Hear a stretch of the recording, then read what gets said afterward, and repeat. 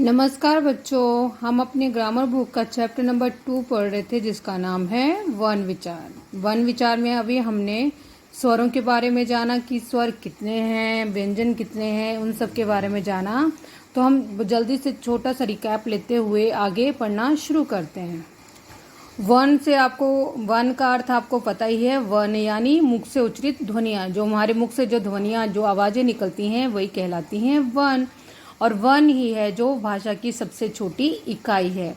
हमारी हिंदी वर्णमाला में जिस तरह से स्वरों और व्यंजनों को रखा गया है उसके बारे में पूरा यहाँ पे बताया था कि वर्णों में वन की जो प्रकार हैं, वन के 2 प्रकार होते हैं, स्वर और व्यंजन। सबसे पहले जाना हमने स्वरों के बारे में। तो स्वर क्या हैं? ऐसे वर्ण जो अन्य वर्णों की सहायता के बिना बोले जाते हैं, जो अपने आप में स्वतंत्र हैं, जिन्हें बोलने के लिए किसी अन्य स्वर की सहायता नहीं लेनी पड़ती, किसी अन्य वर्ण की सहायता नहीं लेनी पड़ती। स्वर के 3 भेद: ह्रस्व, दीर्घ और प्लुत। ह्रस्व स्वर में वे स्वर आते हैं जिन्हें बोलने में कम समय लगता है, यानी अ, ई, उ, री। दीर्घ में वे स्वर जिन्हें बोलने में ह्रस्व से दुगना समय लगता है, यानी आ, ई, उ, ए, ओ और ओ। मतलब 4 जो हैं वो हमारे ह्रस्व स्वर हैं, अ, ई, उ, री। और बाकी बचे 7 वो हैं हमारे दीर्घ स्वर, यानी आ, ई, उ, ए, ओ, औ। उसके बारे में बाद हमने जाना था प्लुत स्वर के बारे में। प्लुत स्वर यानी ऐसे स्वर जिनके उच्चारण में तिगुना समय लगता है, और ये स्वर जो है तभी बोले जाते हैं जब हमें किसी को बुलाना होता है, और ये साइन आता है एस का लंबा राग लेने के लिए, जैसे सुनो, राम, ओम। फिर हमने जाना अनुस्वार के बारे में। अनुस्वार यानी बिंदी, अनुनासिक यानी चंद्र बिंदु। अनुस्वार का प्रयोग होता है पंचमाक्षर के स्थान पर, और अनुनासिक लगते हैं जहाँ पर शिरोरेखा के ऊपर कोई मात्रा नहीं लगती, वहाँ पर लगाए जाते हैं अनुनासिक यानी चंद्र बिंदु। जब शिरोरेखा के ऊपर कोई मात्रा नहीं होती है तब लगाया जाता है हमारा चंद्र बिंदु। और विसर्ग, विसर्ग से हमें पता ही है 2 डॉट जो लगे होते हैं वो है विसर्ग, और ये वहाँ पे लगते हैं जो संस्कृत के शब्दों के लिए लिखने होते हैं, यानी और ये साउंड करता है ह का। अतः, प्रातः, स्वतः, ये सब हैं हमारे विसर्ग के उदाहरण। अब आगत ध्वनियाँ, आगत ध्वनियाँ में जो चंद्र लगता है वो बिना डॉट के लगता है, और ये साउंड करता है औ की तरह। Doctor, ball, copper, trolley. फिर मात्राएं हमें पता ही हैं कौन कौन सी मात्राएं। उसके बाद हमने जाना था व्यंजन के बारे में। तो व्यंजनों के बारे में जानते हुए हमने जाना था व्यंजन के वर्गों के बारे में। तो व्यंजन क से लेकर म तक ये हैं हमारे स्पर्श व्यंजन। और व्यंजन जो है वो किसी वर्ग के पहले वर्ण के अनुसार ही जाने जाते हैं, जैसे क वर्ग, च वर्ग, ट वर्ग, त वर्ग और प वर्ग। ये हैं पूरे 25, और इन्हें कहा जाता है स्पर्श व्यंजन।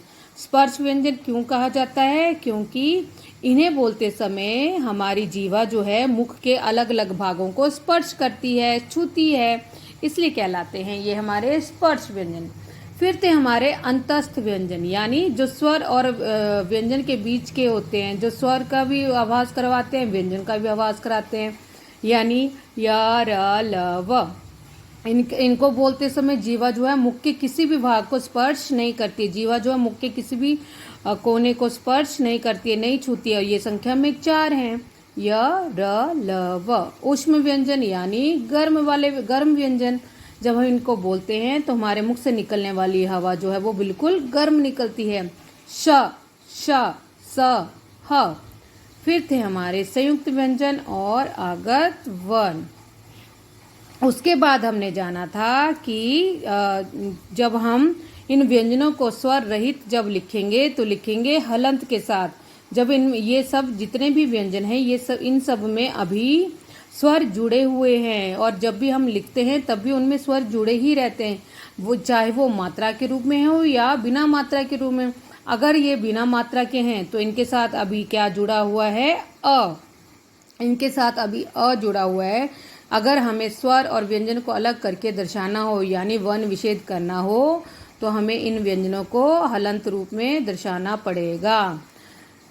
फिर थे र के अलग अलग रूप। र के अलग अलग रूप हमने जाने। र का मूल रूप र, राम, रमन, है ना, राजा, यह है र का मूल रूप, र के रूप में ही जो लिखा जाता है। फिर रेव के रूप में जब हमने जाना तो रेव के रूप में कर्म, अर्थ, अनर्थ, ये है हमारे रेव के रूप में। फिर है पदेन र, क्रम और भ्रम, है ना। फिर था हमारा ये जो गोल व्यंजनों के नीचे लगता है, ये पदेन र, ड्रम और ट्रक। इसके बाद हमने जाना कि यदि हमें भाषा को शुद्ध लिखना है तो उस भाषा को शुद्ध बोलना भी हमें आना चाहिए। यदि हम भाषा को शुद्ध नहीं बोलेंगे तो भाषा को शुद्ध नहीं लिख पाएंगे, भाषा मतलब अशुद्ध ही लिखी जाएगी। अब है हमारा उच्चारण स्थान। उच्चारण स्थान के आधार पर व्यंजनों का वर्गीकरण। देखिए, इस पिक्चर के माध्यम से भी आपको काफ़ी कुछ समझ में आ जाएगा। साथ ही साथ हम ये साइड में जो लिखा गया है इसको भी पढ़ेंगे। व्यंजनों का उच्चारण करते समय हवा मुख के अलग अलग भागों से टकराती है। उच्चारण के आधार पर व्यंजनों का वर्गीकरण इस प्रकार है। कंठ यानी गले से आवाज जो निकलती है, जो गले से जिनका उच्चारण स्थान जो है वो कंठ है, वो हैं क, ख, ग, घ, ङ और ह तथा विसर्ग। यानी क वर्ग पूरा, साथ में ह तथा विसर्ग। तालव्य कठोर तालु से, यानी च वर्ग, च, छ, ज, झ, ण, ये च वर्ग पूरा, फिर और साथ में जुड़ गया य और श। मूर्धन्य कठोर तालु के अगले भाग से, ये आ गया ट वर्ग, साथ में ढ, ढ और श। ट वर्ग पूरा, यहाँ पे च वर्ग पूरा, यहाँ पे क वर्ग पूरा, तो उसके बाद साथ में आएगा ढ, ढ और श। दंत्य दांतों से कौन से बोले जाते? त वर्ग पूरा, साथ में स, त, थ, द, ध, न और स। पिक्चर में देखिए, देख जरा, पिक्चर से भी आपको काफी कुछ समझ में आ जाएगा। देखिए, मुख के अलग अलग भागों को यहाँ पे दर्शाया गया है ना। दंत्य यानी दांत, त इसमें आता है त वर्ग। दव्योष्ठ्य मतलब जो दो ओष्ठों से किया जाता, व और फ। मूर्धन्य ये पार्ट जो है, ये पार्ट, ये है मूर्धन्य, इसमें आता है ट वर्ग, ढ, ढ और श। ओष्ठ ये होंठ से, प वर्ग। जब हम इनको बोलते प वर्ग वाले वर्णों को, व्यंजनों को जब बोलते हैं तो ओष्ठ का यूज होता है, या तो प, फ, ब, भ, म। ओष्ठ यूज हो रहे हैं ना बच्चों। कंठ कंठ से जो निकलते हैं, क, ख, ग आ रही है ना, कंठ से आवाज आ रही है, अंदर गले से के अंदर से आवाज आ रही है। जब आप बोल के देखेंगे आपको स्वयं ही पता चल जाएगा। फिर है तालव्य। तालव्य यानी ये तालु है ना, इसमें आता है च वर्ग और य, श। च वर्ग पूरा, च, छ, ज, झ, ण और य तथा श, ये आता है तालव्य में। फिर है वत्सर्य, स, ज, र, ल। इसको पढ़ने की इतनी ज्यादा जरूरत नहीं है, ये आपके सिलेबस में इतना नहीं आता है। आपको याद रखना है ये दंत्य, दव्योष्ठ्य, मूर्धन्य, ओष्ठ्य, कंठ्य और तालव्य।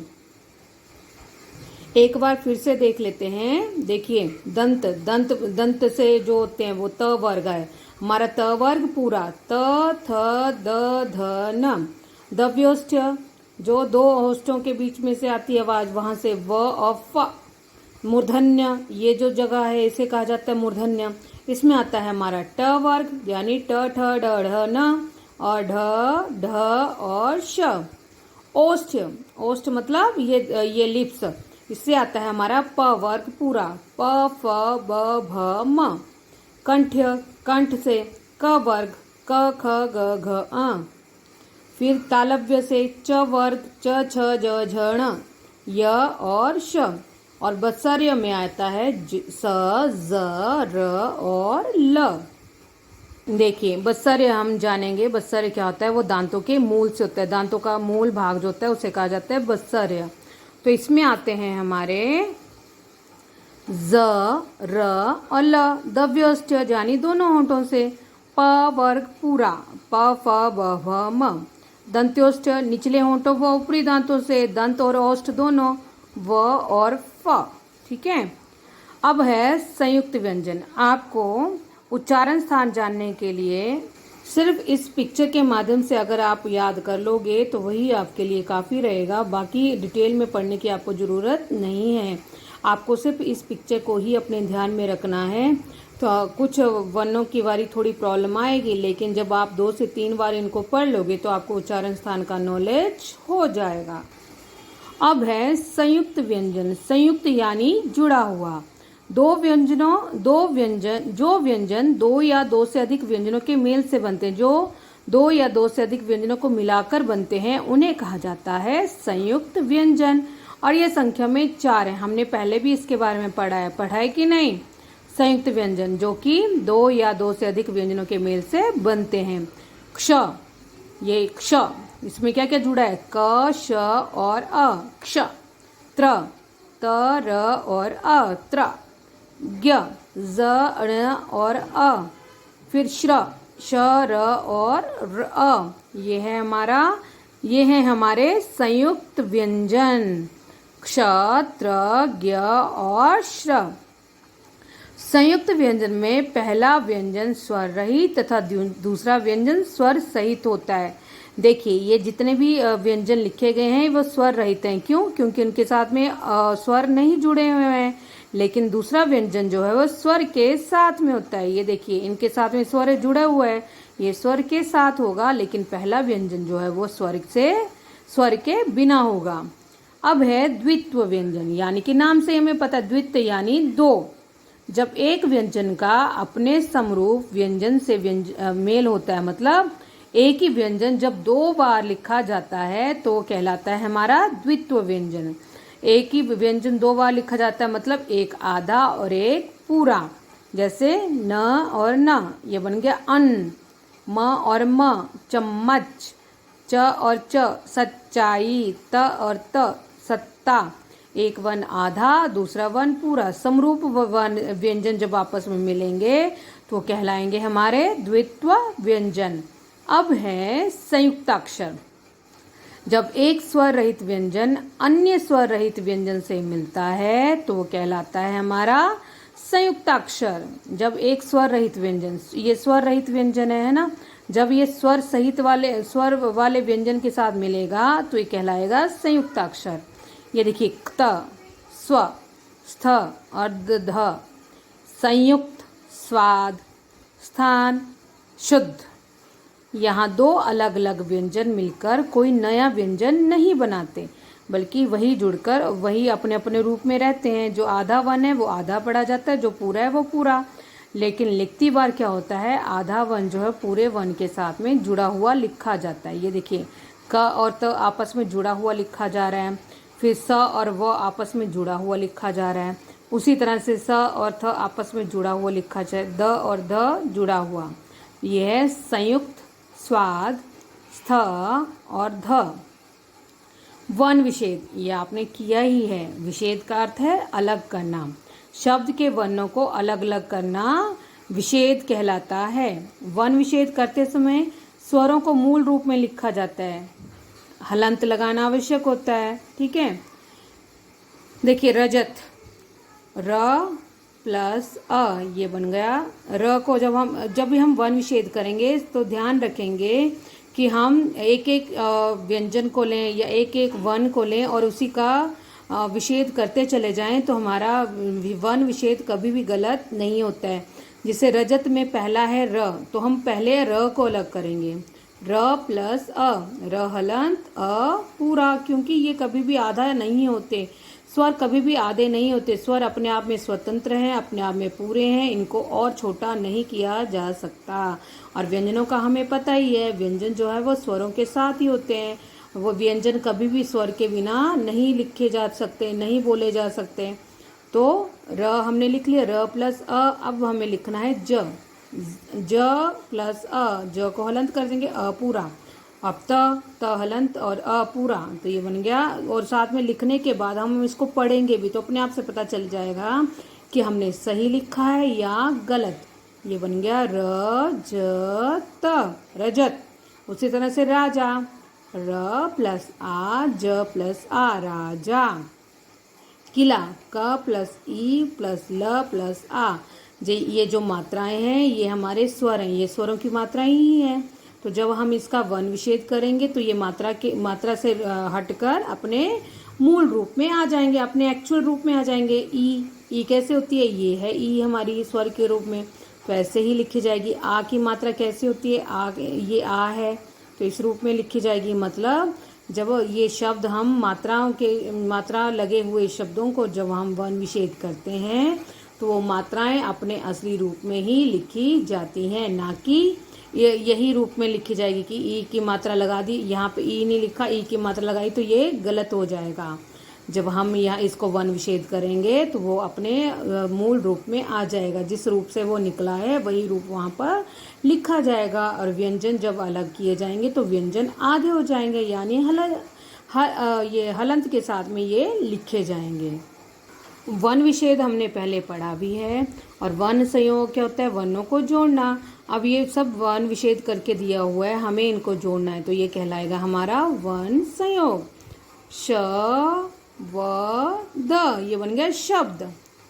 मौलिक, ये बन गया मौलिक। निनदा, निंदा। ठीक है, तो ये सब आपको समझ में आ गया होगा ना। एक बात का ध्यान रखेंगे कि उच्चारण के समय वन की ध्वनि जिस स्थान पर आ रही है, विच्छेद करते समय उसे उसी स्थान पर लिखना होता है। जिस ध्वनि का जो उच्चारण स्थान जहाँ पर आ रहा है वहीं पर उस ध्वनि को लिखा जाना चाहिए। उच्चारण तथा वर्तनी की अशुद्धियाँ, ये सिर्फ पढ़ने के लिए है, आप इनको पढ़ोगे। आप जानते ही हैं यदि हम उच्चारण गलत करेंगे तो हम लिखेंगे भी गलत। वर्तनी होता है लिखना, तो उच्चारण यदि गलत होगा तो हमारी वर्तनी, हमारी लिखावट भी गलत होगी, हमारा लिखा हुआ भी गलत होगा। आपको इन शुद्ध अशुद्ध शब्दों को पढ़ना है और जानना है कौन से शब्द जो हैं वो आप मोस्ट ऑफ गलत लिखते हैं। अगर आप ये प्रैक्टिस करेंगे, इनको लिखेंगे, तो आपकी हिंदी मात्रा में हिंदी लैंग्वेज में बहुत सी मात्रा मिस्टेक की प्रॉब्लम जो है वो सॉल्व हो जाएगी। यहाँ पे ये सारे कॉमन वर्ड्स हैं जो मोस्ट ऑफ जो है हिंदी में यूज़ किए जाते हैं, तो इसलिए आपको ये सब अच्छे से पढ़ना है और प्रैक्टिस भी करना है। तो ये था हमारा वन विचार। तो इनको ये देखिए, यहाँ पे मूल क्या है, पढ़ते व बोलते समय शुद्ध उच्चारण पर बल दीजिए व शुद्ध उच्चारण सीखिए ताकि लिखते समय वर्तनी की अशुद्धियों से बच सकें। वही बात जो मैंने आपको पहले बोली कि पढ़ते या बोलते समय हमें उच्चारण जो है वो अपना शुद्ध रखना है ताकि हम शुद्ध बोल सकें और उस शब्द को शुद्ध ही लिख सकें। चलिए फटाफट से दोहरा लेते हैं। वन, उच्चरित ध्वनियों का लिखित रूप जिसके और खंड नहीं किए जा सकते। वन क्या है, उच्चरित ध्वनियों, मुंह से बोली गई ध्वनियों का लिखित रूप है जिसके और खंड, जिसके और टुकड़े नहीं किए जा सकते। वर्णमाला, वर्णों का व्यवस्थित समूह। व्यंजन के भेद, स्वर तथा व्यंजन। स्वर, मुख से उच्चरित स्वतंत्र ध्वनियाँ। स्वर के भेद, ह्रस्व, दीर्घ तथा प्लुत। व्यंजन, स्वरों की सहायता से उच्चरित ध्वनियाँ जिनको हम स्वरों की सहायता से बोलते हैं। और व्यंजन के भेद हैं स्पर्श, अंतस्थ और ऊष्म। स्पर्श व्यंजन पूरे 25, इसमें क वर्ग, च वर्ग, ट वर्ग, त वर्ग तथा प वर्ग आता है। और अंतस्थ व्यंजन है 4, य, र, ल, व। ऊष्म व्यंजन श, श, स तथा ह। संयुक्त व्यंजन जो भिन्न व्यंजनों के मेल से बने हुए होते हैं, जैसे क्ष, त्र, ज्ञ और श्र। द्वित्व व्यंजन, जो एक ही व्यंजन 2 बार लिखा जाता है वो कहलाते हैं हमारे द्वित्व व्यंजन। संयुक्त अक्षर, जब दो अलग अलग व्यंजनों को हम इकट्ठा करते हैं, एक स्वर सहित होता है और दूसरा स्वर के साथ, वो कहलाते हैं हमारे संयुक्त अक्षर। और वन विशेष, शब्द के वर्णों को अलग अलग करके लिखना, वो है हमारा वन विशेष। तो आज के लिए बस इतना ही, अगला हम पढ़ेंगे नेक्स्ट वीडियो में। आशा करती हूँ कि आपको ये समझ में आया होगा।